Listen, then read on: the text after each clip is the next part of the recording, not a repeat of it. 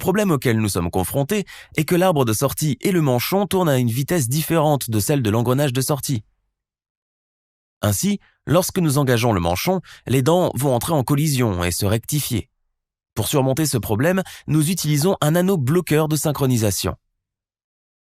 On l'appelle ainsi parce qu'il empêchera ou bloquera le changement de vitesse jusqu'à ce que le manchon et la vitesse de l'engrenage soient synchronisés. Le bord intérieur de l'anneau bloquant est incliné et correspond au cône de l'engrenage. Cela permet à l'anneau de blocage de glisser facilement sur et hors de l'engrenage. Nous avons également de petites entretoises qui sont insérées dans les fentes du moyeu.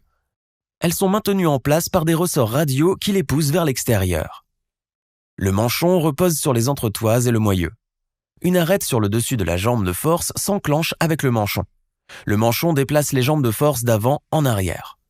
Des fentes sont également découpées dans l'anneau de blocage. Elles s'alignent avec les entretoises. Les fentes sont plus larges que la jambe de force, ce qui permet à l'anneau bloquant de basculer légèrement d'avant en arrière. L'anneau bloquant tourne avec le moyeu et le manchon. Lorsqu'un engrenage est sélectionné, le manchon se déplace vers l'engrenage. Cela pousse l'entretoise contre l'anneau de blocage. L'anneau bloquant frotte contre le cône de l'engrenage, ce qui fait tourner l'anneau bloquant jusqu'à ce qu'il atteigne la limite de la fente.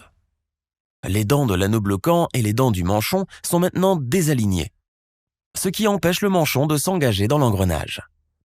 Comme l'anneau bloquant continue d'être poussé contre le cône de l'engrenage, la friction générée entre les deux fait qu'ils synchronisent leur vitesse et tournent ensemble.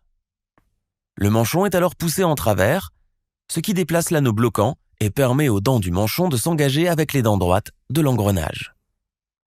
L'engrenage est alors synchronisé et l'embrayage peut être enclenché. Pour faire marche arrière, nous devons arrêter complètement la voiture.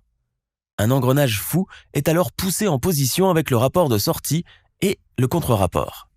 Les 3 vitesses sont à coupe droite, ce qui est connu sous le nom de vitesse droite.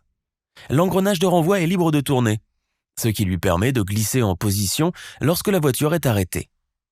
L'arbre de sortie tourne alors dans le sens inverse. Le moteur va fournir l'énergie de rotation.